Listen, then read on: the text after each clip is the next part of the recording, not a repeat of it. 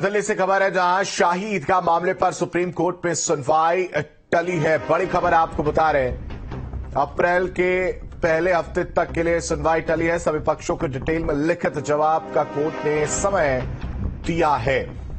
दिल्ली से खबर, शाही ईदगाह मामले पर सुप्रीम कोर्ट में सुनवाई टली है। अप्रैल के पहले हफ्ते तक के लिए यह सुनवाई टली है। साथ ही साथ सभी पक्षों को डिटेल में लिखित जवाब का कोर्ट ने समय दिया। हाईकोर्ट के फैसले पर सुप्रीम कोर्ट की अंतरिम रोक जो है वो बरकरार रहेगी।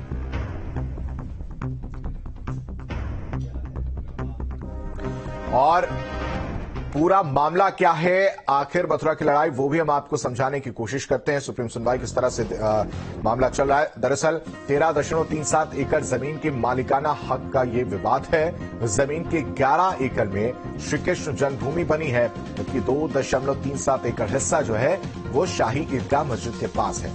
हिंदू पक्ष का दावा है कि पूरी जमीन जो है वो श्री कृष्ण जन्मभूमि की है। और इस विवाद की अगर बात की जाए तो इस विवाद की जो शुरुआत है लगभग 350 साल पहले हुई थी। दिल्ली की गद्दी पर औरंगजेब का शासन हुआ करता था। 1670 में औरंगजेब ने श्री कृष्ण जन्म स्थान को तोड़ने का आदेश जारी किया और इसके 1 साल पहले काशी के मंदिर को तोड़ा गया था। बादशाह के आदेश पर अमल हुआ और मंदिर को तोड़ दिया गया। इसके बाद अगर बात की जाए तो इसके बाद इसी जमीन पर शाही ईदगाह मस्जिद बनाई गई और करीब 100 साल तक यहां हिंदुओं का प्रवेश जो था वो वर्जित रहा। 1770 की बात करते हैं। 1770 के मुगल मराठा युद्ध में मराठों को जीत मिली और मराठों ने यहां फिर से मंदिर बनवाया। उस समय तक ये केशव देव मंदिर हुआ करता था। 1815 में आप आइए, 1815 में अंग्रेजों ने मथुरा में इस जमीन को नीलाम कर दिया।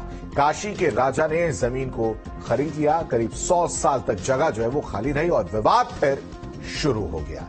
ये पूरा विवाद रहा है। खबर पर ज्यादा जानकारी के साथ संवाददाता अवनीश चौधरी हमारे साथ जुड़े। अवनीश, अब इस पूरे मामले को कैसे देखा जाए और जो समय दिया गया है वो समय किस लिए, क्या कुछ अब आगे रहने वाला है अप्रैल के समय?